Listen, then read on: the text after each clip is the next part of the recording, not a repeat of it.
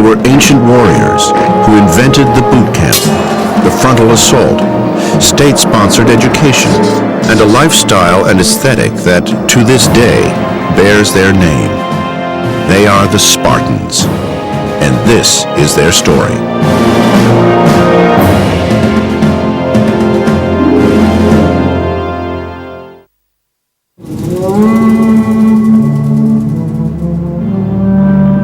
(480 BC), a narrow mountain pass at Thermopylae, roughly 85 miles northwest of Athens, Greece. It was the time and the place that would forever crystallize the essence of Sparta, in a single event that future generations will turn to again and again as a turning point in history. What transpired at Thermopylae has been burned in the memory of Western civilization.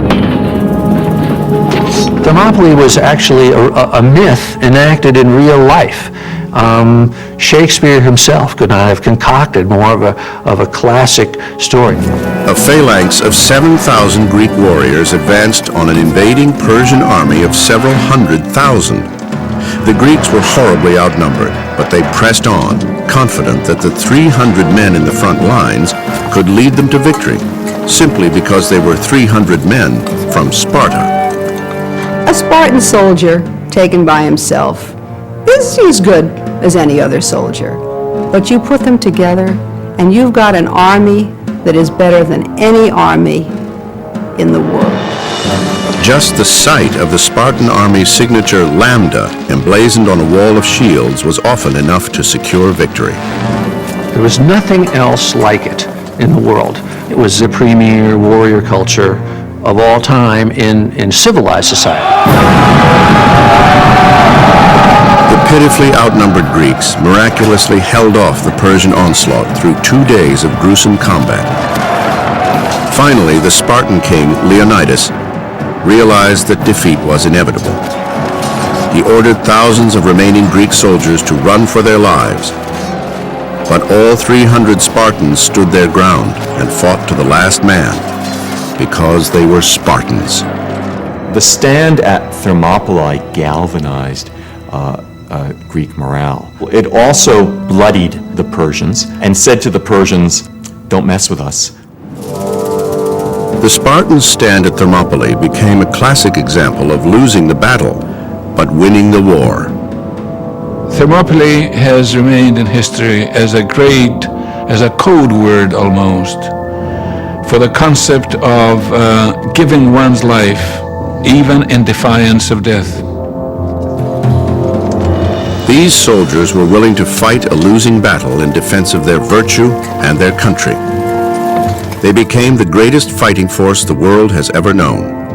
It took a unique society to produce such men, men who fought so methodically in the face of impending death.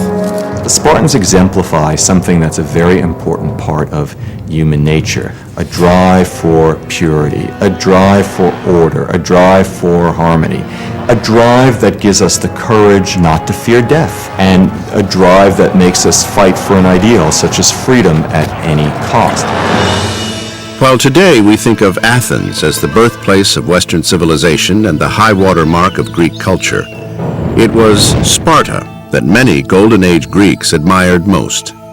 They were really thought of as a kind of an ideal of Greek civilization. But it was a utopia in the sense that it was dedicated to an ideal of virtue, of service to the community, of selflessness and unity.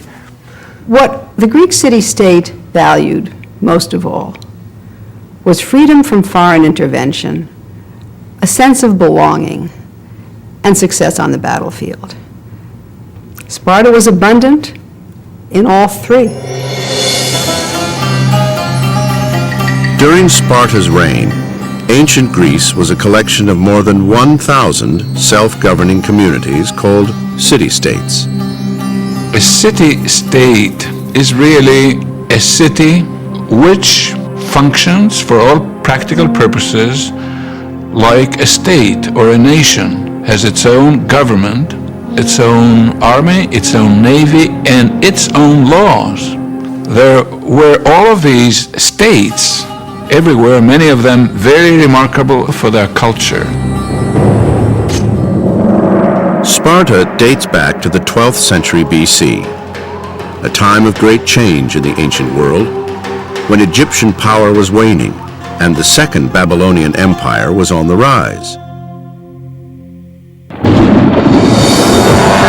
According to Greek legend, Sparta began with violence and conquest, when in 1150 BC, invaders from the north, who believed themselves to be descendants of Hercules, moved south to reclaim what they believed to be their ancestral land. When King Lacedaemon took over the Central Peninsula, he named it Laconia after himself. He named the central capital Sparta after his queen. For nearly 400 years, until roughly 750 BC, Sparta was Laconia's religious, cultural, and governmental center. Art and music flourished. Sparta is known for its beautiful choruses of singing women. The Spartans have a very attractive pottery that was traded. They were famous for bronze working. These are very early examples of Laconian artistry. No fine art of Spartan origin has been found that dates after the 7th century BC. It's as if the people of Sparta just stopped making it. The turning away from the kinds of visual arts that we see as prominent elsewhere is very clearly a self-conscious decision. It was a decision that coincided with the greatest turning point in Sparta's history, a period known as the Messenian Wars.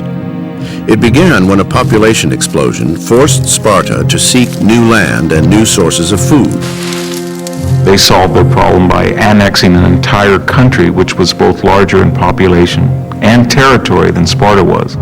So that quirk of fate, that will change the course of Spartan history for the next 300 years. The land they chose to take over was Messenia, a separate Dorian community directly to the west. There's really nothing to make Sparta look absolutely strange and distinctive until the conquest of Messenia and its aftermath. Messenia had rich farmland and a thriving agricultural economy. Today, it is where the famous Kalamata olives are grown. Messenia was also surrounded by rich stores of iron, Greece's most precious commodity for military equipment. Sparta needed Messenia, but the Messenians did not go quietly. This was a long and hard war. The Spartans were not able to put down Messenian resistance easily or quickly. The initial difficulty is simply topographical, getting over Mount Taygetos, which at its peak is 8,000 feet. But of course you don't go over the peak, you go round the side, and that means a detour, and that means marching a very long way. So you're very far from your base. The people of Messenia were on their way to creating their own city-state culture. They resisted, they tried to remain independent, but the Spartans defeated them. It would take nearly 100 years for Sparta to fully overtake the Messenians. But by the 7th century BC, Sparta ultimately controlled 8,000 square kilometers and became the largest city-state in the Greek Empire. The Messenians were forced to work the land as agricultural serfs called helots. Helotage is a kind of tenant farming. A helot has a farm to which he must dedicate a certain part of every year's produce to a Spartan master. A particular Spartan master is in charge of each helot's farm, and yet the master doesn't actually own that helot as an out-and-out slave. He can't buy him and sell him. No other city-state tried to enslave an entire Greek people. There's probably 250,000 residents of Messenia, and Spartan society is coalesced around 10,000 Spartan warriors. So they're vastly outnumbered. We ought to think of Sparta as a state under siege. In some sense, there's an analogy here to modern Israel. Now, of course, there are many, many differences, but the Spartans and the Israelis have this in common, that they cannot afford the luxury of giving up their security needs. The situation called for the Spartans to remake their society from top to bottom. They developed new rules that would control every aspect of its citizens' lives. They are the only Greek population that devotes itself entirely to the arts of war. According to the Greek historian Plutarch, the architect of this new warrior city-state was a Spartan lawmaker named Lycurgus. Lycurgus reportedly traveled throughout the Mediterranean, gathering the best of military statecraft from Crete, from Ionia, and from Egypt. He also received divine guidance from the oracles at Delphi, where it was said advice from Apollo was transmitted directly to him. With these new discipline guidelines, Sparta eventually transformed itself into a great militaristic society. The armies, or the defenders in those days, were really just militias. They were just farmers taking down spears from above the fireplace and getting out there and fighting. Lycurgus, the original founding Spartan, so to speak, I think he just kind of said, hey, let's turn pro here. And then the whole society sort of unspooled from that decision, for good or ill. His laws prevailed because they came with the authority of the Delphic oracle. And the oracle said that these laws should be obeyed as though they were divine laws. Lycurgus may have been a man or the instrument of a legend. But in either event, the Spartans believed that it was Apollo's God-given wisdom that led them to create a master plan for Sparta. Their society was based on a pyramid of power. At the top were the roughly 10,000 men of the Spartan elite. They were called in Greek the homoioi, meaning the equals. In theory, each would have the same wealth and the same say in the government. The goal was to make a society of equals, an army that could fight and where there would be no dissension, a polity that had unity. Everything aims at homogeneity, similarity, if you will, and that is one of the keys to the Spartan system.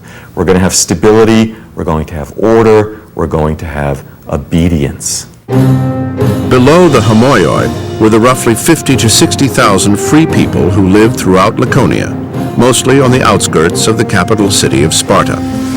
They were called the perioikoi, the dwellers around. They allowed them to be independent, except that they couldn't make any political decisions. And they also compelled them to follow the Spartans whithersoever they may lead. The perioikoi were essentially a non-voting middle class that kept the homoioi prepared for war. The great bulk of the trade and the manufacturing, the craftsmanship that was necessary to maintain Spartan society, somebody had to make the weapons after all, was done by these perioikoi. They were the engine that made it all work, because they freed the Spartan peers so that they had full leisure time to train athletically and every other way for war. All pursuits not essential to the new Spartan machine were abandoned. I think it's clear that one of the prices the Spartans paid for this solution to their problem was a cultural deprivation that they imposed on themselves. Because artistic creativity requires a degree of freedom that I think would have made them nervous. At the bottom, and outnumbering everyone else, were the helots. The wives and daughters of the Spartan elite ran their households. This system left the equals responsible only to the polis, their Greek city-state. They were willing to go to what turned out to be extreme measures to shape a state the like of which no one had ever seen before, and I suppose nobody has really seen since. In the decades to come, Sparta would devise a new system of government that would control every citizen from cradle to grave. In the 7th century BC, Sparta was unique among all the several hundred city-states that surrounded the Aegean. In every Greek polis, the state played more of a role in governing people's lives than many of us would accept today. Sparta went several degrees better. In no other city-state was the government as intrusive. This was a cradle-to-grave deal. In fact, it was in the cradle that the first measure of the future Spartan equal was taken.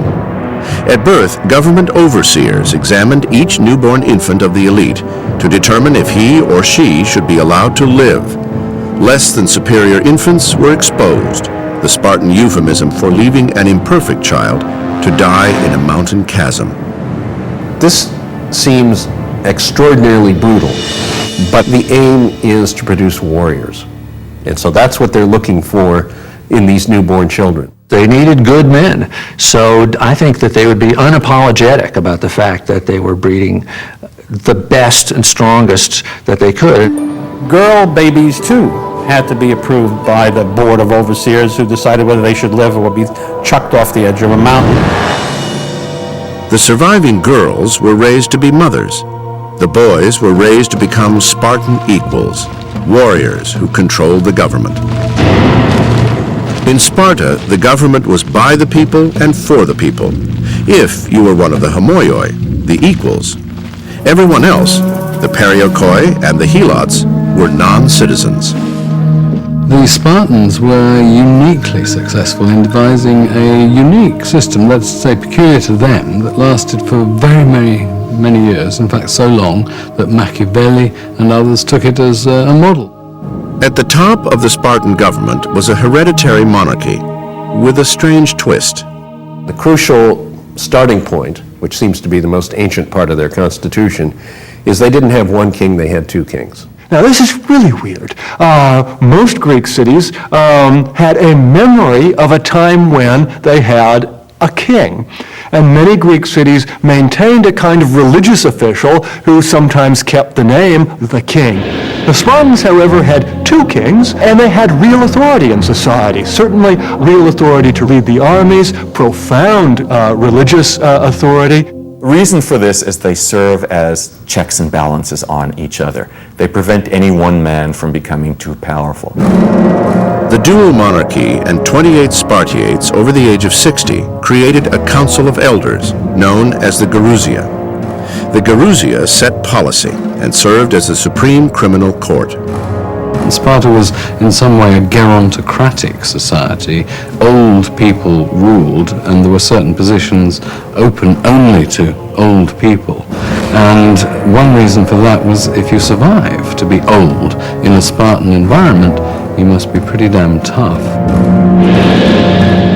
Below the Gerousia was the Assembly of Citizens, which was made up of all Spartan equals over the age of 30, and was the least powerful branch of the Spartan government. The Spartan assembly is not about deliberation. It is about, as it were, taking orders from people who have already decided the proper way for the society to go forward. The assembly is going to say, rah, rah, let's do it, when somebody proposes a policy. Floating above it all was a board of 5 men called ephors, who ran the military, oversaw the educational system, and had considerable veto power over everyone, potentially even the kings. Their power was kept in check, however, by limiting their terms to 1 year and making them accountable to the assembly for their actions. Those who serve as ephors or in other offices, at the end of their year in office, automatically go on trial. It's as if every president of the United States were impeached and put on trial at the end of his 4 years or 8 years in office and had to answer charges. The goal of the Constitution was really to avoid allowing anyone or even any single institutional place in the society to become all-powerful. And I think that seems to have worked pretty well. How could you get anything done with all of these people standing in your way? Well, the whole system was invented not to get anything done. Its purpose was not to change, to stop change. It did a terrific job of that. In fact, for close to 400 years, Sparta had the most stable government in the history of ancient Greece. Yet it was anything but a democracy. Freedom of the citizen is a core element of democracy, the freedom to speak out, the freedom to vote your conscience, and freedom of speech was not characteristic of Spartan society. The Spartans had no conviction that freedom was even a good idea. Freedom was simply not in the package of virtues that a Spartan was taught to respect. Job one for the Spartan government was to keep control of the Helots. They knew the Helots hated them, and as one Athenian who knew the Spartans very well once reported that those Helots would gladly eat the Spartans raw. So every year, the first item of business on the Spartan government's agenda was to declare war on the Helots. And that was just sort of a formal way of saying any Spartan peer can kill any Helot anytime he wants. Thucydides tells a chilling story about how the Spartans gave out the word that any Helot who thought he had done the best service for Sparta in the war should come forward to be freed. And some 2,000 came forward. And the Spartans put garlands around their heads to indicate their freedom. They marched them up to the temple, and they were never seen again. In addition to maintaining a continuous formal war on the Helots, the government's main priority was legislating every aspect of life in Laconia. They would do the same things every day. They would roughly marry in the same age period. They would dress alike. They would talk alike. They would act alike. To ensure equality, the government created a system in which, in principle, no Spartan could be wealthier than any other Spartan. If there was a great difference in wealth or in obvious creature comforts, it would be disastrous. They forced the size of the farm that supported each warrior family to be perpetually the same size. And that is only possible if you destroy a market system. And that meant there could be no money, there could be no open markets, there could be no exporting and importing. To further eliminate the need for any kind of Spartan shopping spree, all households, by fiat, were designed exactly the same. Everything was functional, plain, and identical. Spartan culture was austere. That's why we use the word Spartan to mean austere or tough today. In Sparta, it's really considered unacceptable for wealthy people to show off in the way that they dress. There is a austerity and equality, if you will, a lot of people wearing good Republican cloth coats in Sparta. Or if you think about the movement to have uniforms in our schools today, it's a similar sort of idea that clothes should not show inequality. Even the speech of the elite Laconians was required to be austere. The Spartans were trained to be men of few words. It matched the simplicity and the force of Spartan warriors. Laconic speech is good for making snap decisions on the battlefield, but it's not good for sitting back and thinking about the big picture. And that's one of the big problems that the Spartans have. To keep this system in place, Sparta's stand on foreign policy was equally laconic. Don't mix with strangers. They didn't want anybody learning too much about Sparta, and furthermore, they didn't want Spartans learning too much about the rest of the world. They wanted to preserve their customs. They wanted to preserve their nationality. And really, one doesn't preserve that by mingling with others. Basically, they never left home. And on those occasions when groups of Spartans had to be away, connected with some military thing, for some period of time, they almost always misbehaved and went crazy because they simply didn't have any way of coping with that. If all of these controls sound impossibly intrusive, they were. But government control over society was an accepted part of life in ancient Greece. When the Greeks spoke about politics, they didn't only refer to a narrow constitution, a political arrangement. They thought that a regime was about the social arrangement, the cultural arrangement, the entire way of life. And we see this built into the Spartan system.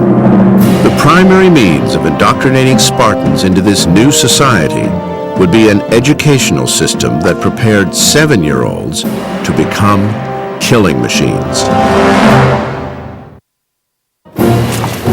The success of Sparta depended on a tightly controlled society. Over a 100-year period during the 7th century BC, Sparta invented and perfected the world's first system of social engineering. Control by the state began at birth. Inferior children were killed. Superior children were indoctrinated, trained, and molded into the kind of fighting force that could control the helots, the enslaved people of Messenia. Once you have a small population that must enslave a large population, then each Spartan, in the Spartan view, must be qualitatively superior to every 10 or 12 Messenians. The only way they felt they could achieve that level of military excellence was to bring all of the youths in a group, give them standardized training, and do it from a very early age. When they were 7 years old, Spartan boys were taken away from home to be cared for and trained by the state. They lived in a kind of military academy called the Agogé. At age 7, the young Spartan boy enters the world of males that really will be his life for the rest of his time, for as long as he survives. Initially, he is brought into what I have sometimes called the Cub Scout troop from hell. The Agogé is a 15-years-long pep rally. The Spartans are being prepared to go into battle. And here an alleged saying of Patton comes to mind. Patton is supposed to have said to his men, "I don't want you to kill for me, I want you to die for me." And that's the thing about the Spartans. They are ready to die. For a Spartan boy's first 5 years in the Agogé, from age 7 to age 12, a government trainer-in-chief called a paidonomos instructed him in basic literacy and physical education. Discipline and punishment, however, were often meted out by slightly older boys. The way to think about it is as if the toughest kids from your junior high school were put in charge of you when you just entered first grade. It is, I think, a system that, in a sense, uses the potential sort of cruelty of children towards one another in order to try to teach this Spartan kid, from the very earliest age, that he has to absolutely obey every order that he is given from anyone who is a superior. It is a terrifying sort of vision. The main lesson in the Agogé from day one was to toughen the boys for the hard life that lay ahead of them. The Spartan training system was clearly meant to test for weakness and to cull out weakness. And throughout his life, a Spartan warrior had to worry about being watched by his fellow Spartans. They were constantly watching him for weakness, watching to see if he is really up to speed. Again and again, the rule in the Agogé is, can you take it? How tough are you? Are you tough enough to be a Spartan male? This is a tough love system, and is more tough than love. Spartan girls also received training, but at home. She was trained from childhood to be tough, to be physically fit at any rate, to be presumably to some extent self-reliant. Because their raison d'etre was to produce strong sons to defend the community. They ate well, they participated in athletics, so they were, in a way, prime breeding specimens. At age 12, Spartan boys entered the second level of Agogé training, and conditions got much worse. Each boy was issued a single cloth cloak. This was the only garment they were allowed to wear year-round. They were also required to go barefoot, all in the name of toughening them physically and mentally. Anybody who's been to Laconia in the winter can see that the very idea that you would go barefooted or you'd have a single cloak would kill a modern American within minutes. Tired and cold, the boys were also hungry. The evening meals were cooked, if that's the right word, by the helot attendants. And they cooked absolutely horrendous food, apparently. And the most famous meal of the Spartans is what's called the blood soup. It's basically pork, with a lot of blood floating around. Travelers to Sparta were appalled at the Spartan diet. One famous description was recorded by a visiting Sybarite from the north. He came to Sparta and he said, after sampling this soup, he now understood why the Spartans were so willing to die. The soup was not only bad, there wasn't enough of it. You get enough food to survive, but you don't get enough food to be happy. And so you're taught right away that if you want to get enough food to be happy, to feel full, you're going to have to steal it. That was done in part to keep them sharp, but also in part to teach them survival skills, because it was all part of the business of making a Spartan, who would be the kind of guy who could manage to forage around the country and keep himself alive if he had to. A Spartan child who is caught stealing will be punished, and yet a Spartan child who does not steal will be regarded as a complete wimp. If you are very good at cheating and you don't get caught, then you in fact will flourish. The length one boy went to so as not to get caught was recorded by Plutarch. According to his account, a very hungry young boy stole a fox cub to eat. When a superior suspected he had stolen the fox, the boy hid the vicious little animal under his cloak. Rather than be found out, the boy let the trapped animal bite away at his flesh until he died. This was taken throughout antiquity as an example of Spartan toughness. You know, that boy had been taught to be so unflinching, to deal with pain, to be respectful to his superiors. On the other hand, he was being eaten alive from the inside. Toughening and strengthening Spartan adolescents was deemed necessary because of the kinds of battles they would one day fight. The phalanx is as strong as the weakest link. So the crucial element is to make sure that everyone is more or less equally strong, and that those who are weaker are simply eliminated. It was said of the Spartans that they were the only nation that when they went to war, things actually got easier for them. Life in the agoge was a weeding out process. Boys were continually required to pass tests of strength, flexibility, endurance, and cunning. Failure was severely punished. At the annual festival at the temple of Artemis Orthia, Spartans would gather to watch a test that might be called the grab for the cheese.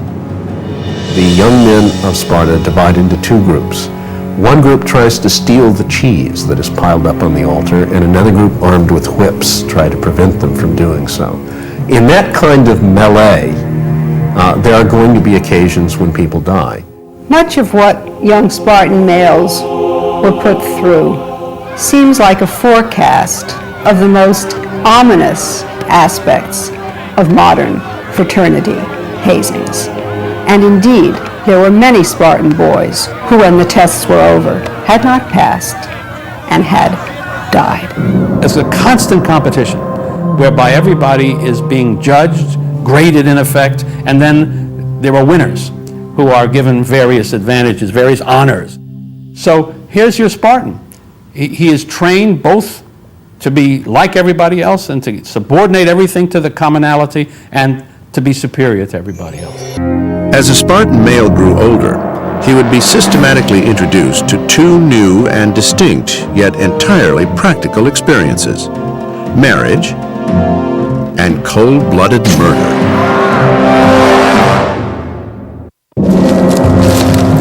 Sparta's legacy is that they not only created the idea of military discipline, but that they also perfected it through a social structure and a training program that began at age 7. By 20, most Spartan males graduated from the one system and entered another, one that would remain part of their lives until death. But before they could graduate, Spartan boys were put to one final test. The most promising students were selected to join the Crypteia, a secret security force dedicated to disposing of helots for any reason. Members of the Crypteia lived outside of Sparta, survived by their wits, and used the cover of darkness to cut throats. The crypteia could be regarded as a re-adaptation of a manhood ritual. And we know of many societies where, in order to prove that you're ready to be a man, you have to achieve some particularly exceptional feat. But the Spartan version involves killing the enemy within.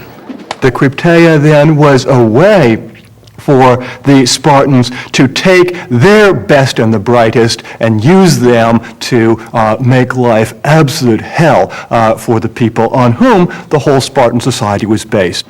If you were a particularly handsome helot, if you were a helot who was known for agricultural innovations, if you were a helot who was thought to be in any way exceptional, you had to live in constant fear that the crypteia would find out about how you stood out and made sure that you got dead.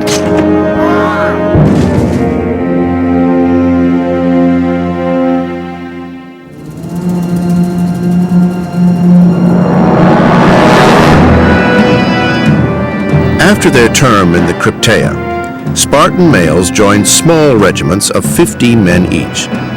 These units were called suicidia, and they would be the Spartans' home for most of their lives. So this is just an absolutely key moment. You had to be accepted into a regiment, and really everything you were doing up to that point leads to this moment of acceptance. Although a Spartan's first duty is to his regiment, each man was also required to get married and produce children. To the outside world, this would seem to be a more pleasant aspect of Spartan life, since the women of Sparta were considered the most beautiful in the world. After all, Helen of Troy was originally a Spartan. But for Spartan men and women who had almost no contact with each other as children, courtship and marriage was just another form of duty to the state that carried with it some of the more strange rituals in Spartan society.